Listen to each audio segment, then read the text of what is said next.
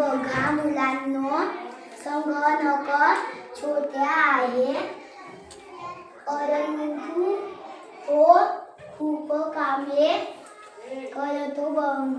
बल संगणकावर टाईप करता येते, गाणी गोष्टी ऐकता येतात, चित्रपट पाहता येतात, संदेश, चिठ्ठी पत्रे, पुस्तके यासारखी माहिती जगात कोठेही वेगाने पाठवता येते. पल्लवी इंग्रजीत उंदराला माऊस म्हणतात ना.